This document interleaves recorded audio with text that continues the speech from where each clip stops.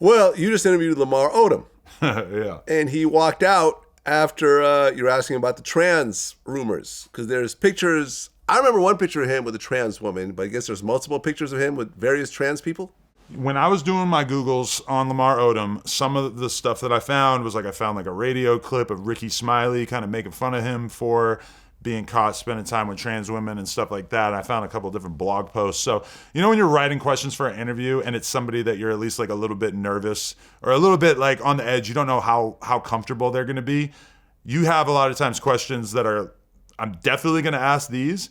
And then for me, sometimes I'll have other questions that are if I feel really, really, really comfortable with him, I'll ask him these. Mm-hmm. And so that's what the trans one was for me. Is I did the whole interview. It's an hour and 20 minutes. Didn't say anything about, because we're talking about him doing a podcast with Caitlyn Jenner, because that's his whole thing now. He's got the sports podcast with Caitlyn Jenner, who is his ex-mother-in-law. Yeah. And No. Yeah. Ex-stepmother-in-law. Oh. Because that's not Khloe's dad. Okay. I'm very poorly versed in the Kardashian verse. No, well, Kris Jenner married Bruce Jenner after Robert Kardashian Sr. died and had Kylie and Kendall. Got it. Those are their kids together.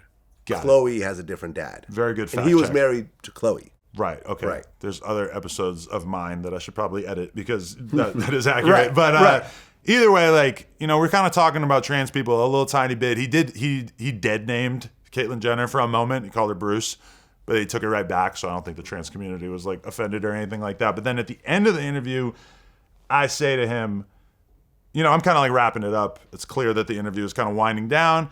And he says so what, you ain't got no more questions? And it's a fun, jokey environment in the interview. And I say, you want more questions? I got more questions. He goes, yeah, give me another question.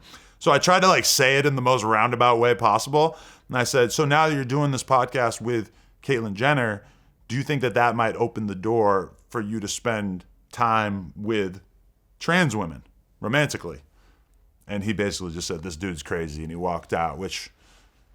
it wasn't a mad walkout because we were hanging out right after that and taking pictures together and shit like that. It was more him kind of doing a funny walkout, which I never really had before. Normally when people walk out, they're very angry. So yeah, that was a crazy vibe, especially because my dad was there. My dad's a huge basketball fan, so he just happened to be sitting there watching us have this conversation. So my dad got to witness a walkout, which was kind of cool for him.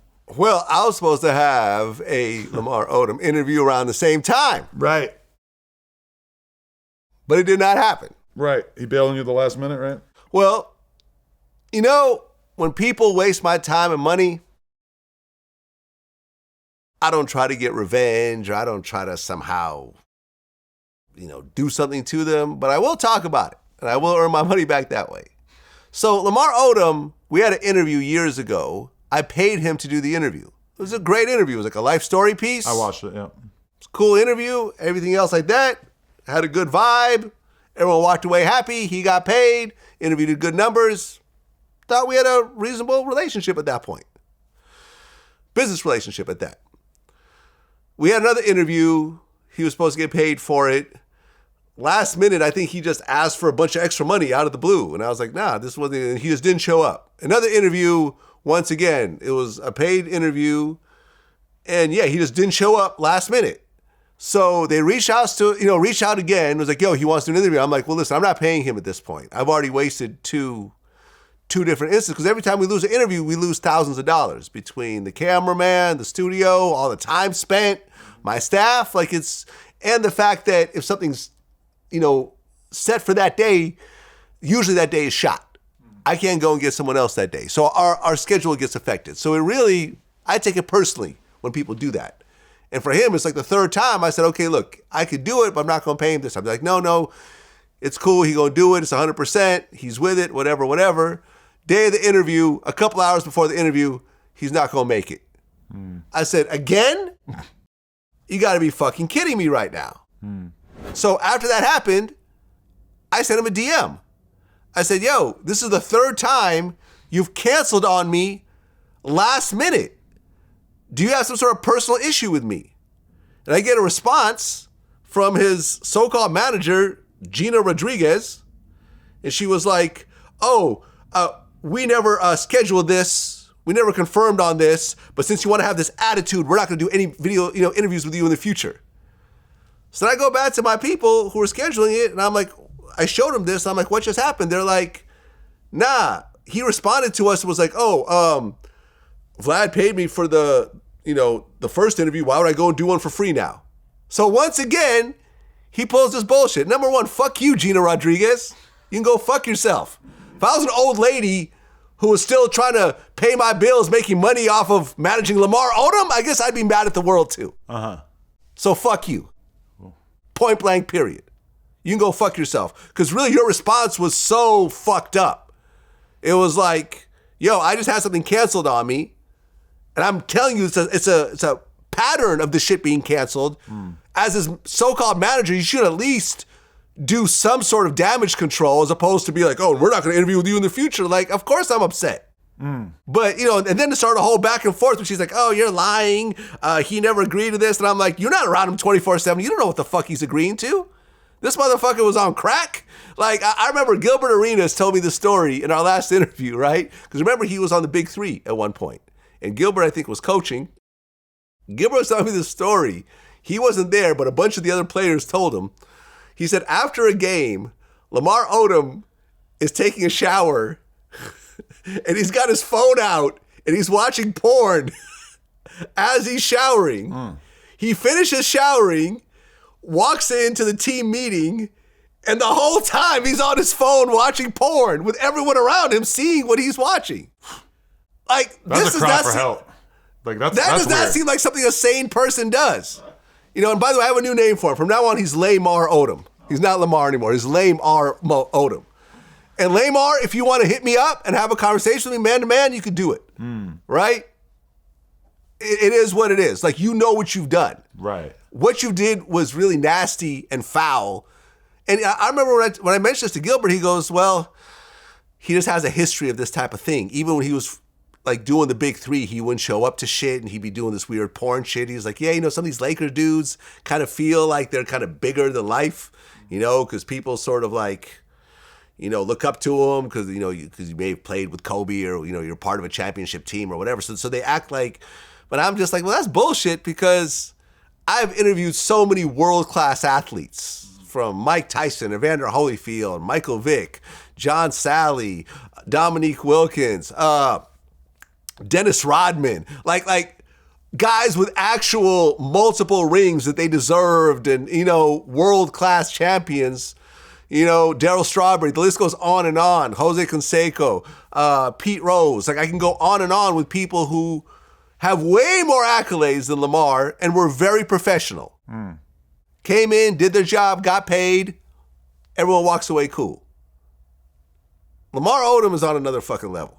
Yeah, he was totally professional with us, but that's a shame. Like, I've had this happen so many times to me that I feel like I'm kind of numb to it, and I just like don't really have too many emotions about it. Like, because all right, the last time I kind of gave somebody an attitude about this was there's a rapper named OT7 Kwani who's kind of blowing up on more of an underground level, right? And like, I had gone back and forth with him because I fuck with his music like a lot about him doing the interview. And I put him on text with my publicist and she like lines up a date and then that date doesn't happen. She lines up another date, it doesn't happen. And then he like texts me and he's just like, yo, I'm outside your store. Let's do this interview on a random day. And I'm like, I probably was like kind of rude. I was like, bro, you need to pick a date for us to do the interview. You can't just show up. I'm not at my store. I'm at my studio. I don't have questions written for you. I need some time to be able to get ready. Like, we already scheduled 2 different dates that you didn't show up. Like, how are you just hitting me up spontaneously like that? And I don't think he's responded to me since then. So yeah. I may have eliminated my chance of getting that interview because I gave him a little bit of a sarcastic or crude response, which I do think that I'm deserving of that because it is so insane to just show up to my retail store on Melrose and think that I'm going to be there and be ready to interview you on a random fucking day. But, I don't know. I just feel like at this point, no matter how offended I am, I'm just going to kind of roll with it because it just, in terms of my ultimate goal, which is just getting the best interviews possible, I feel like it just doesn't really behoove me to stand on business when it comes to people ghosting me for interviews. Yeah, I've had it happen. But I totally understand and respect Yeah, no, I've had it happen. I don't know. I just can't get over it when it does happen. You know, like what's his name? Chet Hanks. He did that too. He did that to me, and he talked about it on your show. And he even admitted, he was like, "Yeah, you know, I just didn't feel like doing it that day." And I'm like, "Yeah, because you're a bum who's never worked a day in his life, who has a rich dad, so you don't value other people's time." You told him that? I'm saying it now. Oh, okay. I don't have any communication with him. I feel like you and me wake up and feel almost the same every day. And I feel like a lot of people wake up and it's just like they're not going to do an interview that day. Like they just don't. If they wake up in the wrong mind state, it's just not. They know it's not a good day to do an interview. On top of that, a lot of people do drugs. You wake up, you're hungover, you feel like shit, whatever. I remember one time I canceled on a podcast in like 2015 because I took acid the night before. And I woke up in the morning to do the interview, and I literally didn't know who I was. Like I felt like I had no ego left. I didn't know how I was going to go on camera and talk about myself because I just had been like so fried by this acid that, you know, I try to relate to it a little bit more. And a lot of people, their mental state is kind of like more in a state of flux at any given time. All right, say you're a junkie, and you know, you were too drugged out to do anything. I'd be a little bit more understanding of that situation. And then possibly go back and try to reschedule. Just don't disrespect people's time. But then again, Chet Hanks is a bum who's literally, I don't think he hasn't worked a single day. He gets little things here and there. He tries to be a rapper. That's failed. I saw him do little cameos on Atlanta, where basically people laughing at him with his fake accent. That's it. He's a joke. And the fact that we gave you an open platform, and now he wants to fight me. You know, didn't he say he wants to fight me now? Really? Oh shit. But that's what he said on your show, I think. Yeah, probably. I forget. Who cares? Not gonna fight me. Not gonna fight no damn Chet Hanks. He's a bum. You know, I might as well fight a homeless person. Bow, bow. Now I fuck with Chet Hanks though. He's a cool guy. I still see him around and stuff, but for sure, he should have done that interview. I need to see that. I need to see a Vlad Chet Hanks interview. You want me to broker a peace treaty? I could do that. Possibly. Possibly not. Maybe possibly. I mean, listen, I'll broker a fade. You broker. I'm not going to do a fade. No, okay. I'm not fighting anybody. Yeah. You know, lots of people have offered to fight me for money. I'm good. It's not what I'm doing in life. But I mean, I'm willing to have a conversation with him, and basically be like, yo, like, you got to respect other people's time and other people's money. And I think because of who you are, you don't have a concept of that. When you wake up in the morning and your dad is Tom Hanks, and you've done nothing. You end up in rehab and whatever the fuck else because you've done nothing and all you do is do drugs and like it'd be interesting to see what Chet Hanks' typical week is like. You know what I'm saying? Like what does he accomplish in a typical week? I don't know. The only time I see him is at parties. He goes to parties. I've seen him at some parties here and there, yeah. That's what I'm saying. This is probably the highlight. This is his sense of accomplishment, is showing up to a party without any kind of goal in mind of doing something by showing up at that party.